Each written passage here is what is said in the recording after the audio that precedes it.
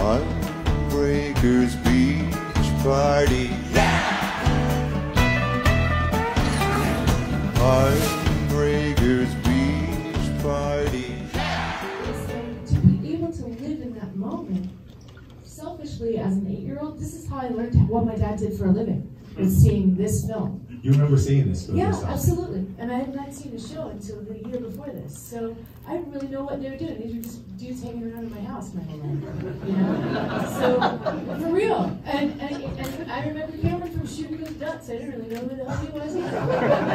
So it's amazing to, you know, pull these things out of the archive. And guys, if you don't know who Justin Richmond is, he does Rick Rubin's Broken Record podcast, and he's extraordinary at listening to and really thinking about music. And it's just, you know, what a blessing to have all of you here. A lot of you helped make this music. A lot of you supported it coming out. Many of you are supporting it now. It's just amazing. It's amazing that 30 whatever years later, these songs are just as hot shit as they were then. Woo!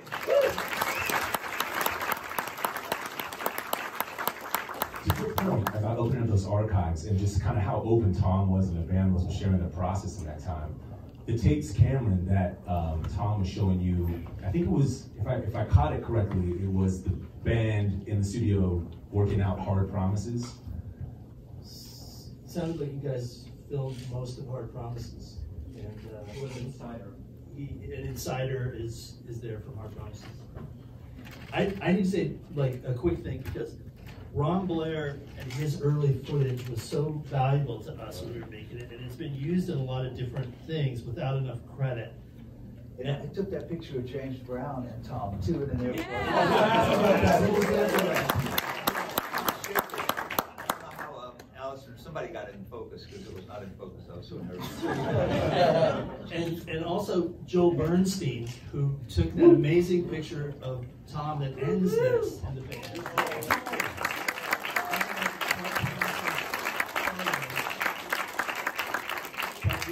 There was something about that shot. I guess it was in Hawaii. They were about to take the stage in Hawaii, where that last shot is taken. And I love that last shot. That's the shot that I think of. Yeah, and that was always going to be the end for us, because that had a feeling of you're part of this. So, thank you, guys. Cool. It was cool to see your credit, Ron. The Super 8 class saw that. You know, Cameron used to come out on the road with us, so he probably knows us a little better than he would let on. No, so, you know, he was a real journalist. At the time, we liked it. I mean, to hang out with a rock band is kind of fun, but it's not great for your health. You know what I mean? We somehow survived. But it's great to see you again. Yeah, you too. Where did this originally air, and what was the inception of it your idea, Cameron, or was it? No, it was Danny Bramson, who was running Backstreet Records, and he had the idea that if we paid for a film, or the record company and the band's participation, they made the film themselves, then it could be farmed out to a place like MTV or whatever. So there was nobody looking over our shoulders except really the guys and Tom, who would see cuts and say, it should be more of this, or let's take the cameras to Germany and shoot that sequence that ended up kind of being influencing Spinal Tap, where they can't find the right person. That came from this film and Tom and the guys. But because they owned the film, basically, meant that you know, nobody was giving us notes. So when we went out to try and get it filmed, MTV said, "Oh, great, we'll show it." They showed it once at like 2:15 a.m. and then we got a call from one of the executives later saying that some of the footage feels illegal. And why? How'd you get that? How'd you get that? And it magically kind of never appeared again, except in like shaky VHS bootleg copies for a long time, until Adria said, "Why don't we put it out again?" And this was after the Wildflowers film premiered, and Adria said that, and you know, magically, in a world where people don't often do this, she did exactly what she said she was going to do, and got a home for it and refurbished it, and that's why we have it here tonight.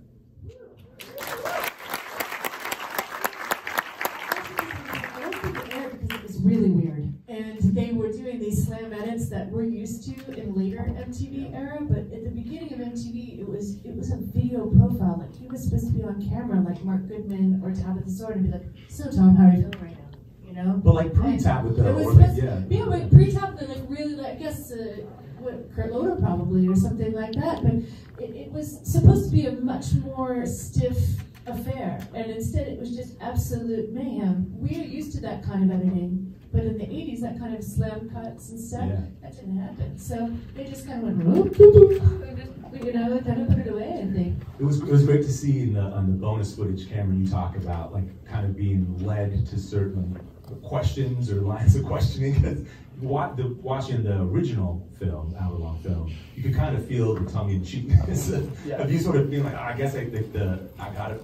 There again, there's no one who's done this, so you kind of like, the role models, I gotta play it stiff, but you're kind of like, I'm hanging out with Tom Petty and the Heartbreakers. Like, it's just kind of like, what am I gonna do? You know, like, I'm not gonna be Walter Cronkite on the road. It's true. I do ask the worst question of all time by asking him if anybody gave him tips on his vocals. Where did that question come from, and why does he even answer it? Kindly gives it a shot, but all the guys threw in with us making the film, and that spirit, I think, is captured, and I love it. Well, you know who did give him tips on his vocals was Denny Cordell. Damn. And I remember when Tom was finding his voice, we had just signed with Denny, and Tom was real hung up. I sound too much like Bob Dylan, I sound too much like, you know, the Everly Brothers, and Cordell just said, don't worry about that. You know, just if you feel it, do it the way you feel it. Take your time, and eventually your own voice will emerge, which it did. And he actually even sent Tom to a vocal, I forget his name, some vocal guru guy. And he told us what he did was, he didn't sing scales or anything. He said the guy would put him, like make him stand upside down and twist his arm behind his back, and then tell him to scream as loud as he could for 30 seconds. So he had some odd training, which is probably where he got that juice from, you know. So you were okay to ask that question. And now we have the answer. I don't want to, we won't take up too much of time, but I want to end on a couple of music questions, but I don't want to let the James Brown thing drop. You were there for that. What was? Oh, we just you know, ran into him in an airport, and it was his the mustache period, right? The least popular period. They say Prince took that too. But anyway, we saw him in the airport, and we all kind of freaked out, you know. And I had a camera, you know, back when it was filmed. And then I just, Tom, get out there, you want me to take a picture? And it really was blurry because I was kind of shaking. You know, James came over and he just stood there for a second. Did he know you guys were, or did you just? No, not sure he did. But you can tell, you know, like Tom said in the video, you know, you can tell a lot by just looking at us or looking at us play. Like when we play, you know who we are, of what we are and what we do, and everything else is kind of a, you know, a simile of that. But he knew we were a rock band, but we could have been Swedish or German. In fact, you were for a song. That's what you were Swedish. It was a great version of that. But it was cool. Like I guess that's the only time I've ever seen him. You know, James Brown. What a cool photo. It's amazing. Mike and Benmont, you got lucky. I wanted to ask about You Got Lucky. We can end on this. I don't know. Maybe this will go nowhere. But do you guys remember writing the parts for that song? Mike, you kind of made fun of the solo in that song. But it was like, it's like I always thought it was incredibly tasteful and amazing. Yeah, I used to be more self-effacing than I am now.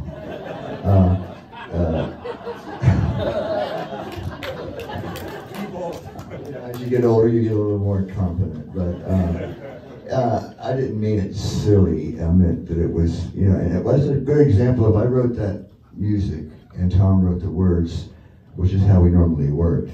And I didn't want to do a solo. I thought it was cool with just the music. And he said, no, you should do it. And I was thinking, blues? No, it's kind of bluesy. And he said, do it like Clint Eastwood. So all I did was play the keyboard line on the guitar with a whammy bar. And then I liked it. And that's what was the genius of Tom, is he would hear little things like that. He could bring out the best in you when you needed it, you know. And I would just like to say, too, before we leave, the star of tonight, to me, was Stan Lynch. I mean, I kept calling myself thinking every time he came on the screen, his body language and the things he said, I just found myself thinking, thank God we had him. As opposed to some regular dude playing the drums. I mean, he really brought a lot of personality.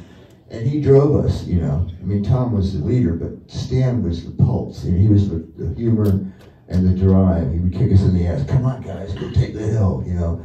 And I see that in him in this film. And he would be here tonight if it wasn't for the hurricane. But I miss that guy a lot.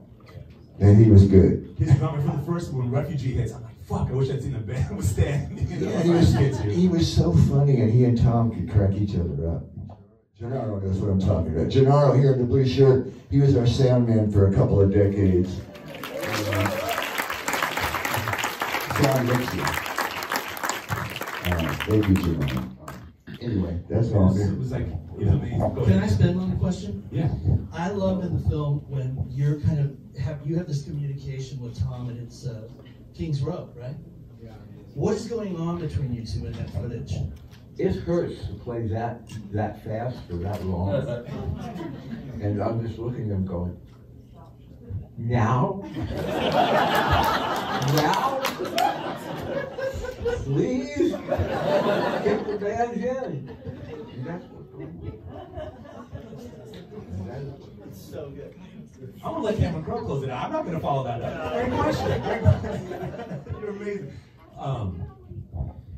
Ask about Howie. Yeah. Well, we can ask about Howie. Yeah. I mean, Howie shows up because Ron was leaving, and somebody had to play the role in the band, and we were looking for somebody, and we tried a bunch of different people, and they were really good, but nobody was right. They didn't fit. Howie walked into a rehearsal, and he was the guy before he played the note, and one of the first things we did was, I think he may have said, can we play Syringer? And there's a tape of Syringer in the film, but it was obscure. We played it live. We never recorded it, and he knew the damn song. And he sang like a bird, basically. He was great live stuff. I was okay. I had no say, but I was like, okay, you know, if Ron's gone, let's get this guy. And I loved how he was like one of my best and biggest friends in my life. how did you get his nickname? Well, you saw, part of my speech, I had like some severe dental work done. You saw him, the way he'd stand there and kind of shake and move that groove while he played the bass. And some show, a couple of girls came backstage and said, we want to see the little wiggler.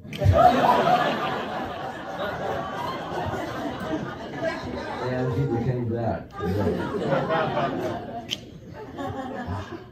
I'll say, I got a comment too, because it was coming back to me, that footage of Tom and Bugs, who's here. At UCLA, and the percentage of women in that crowd looking adoring me was pretty amazing to see. They always look at Bugs that way. Yeah, I do. Well, guys, what a special night. Thank you for screening it for us. And I really appreciate, I mean, I didn't know Ron Blair was going to come up with Ben Mine. I didn't either.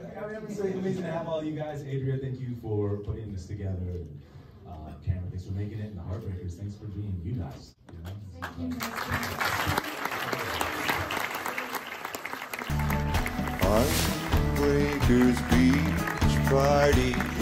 Editing by #Randall the Editor at Steering Wheel Studio, just outside the Hollywood Bowl. Party. Well, we're gonna have a cookout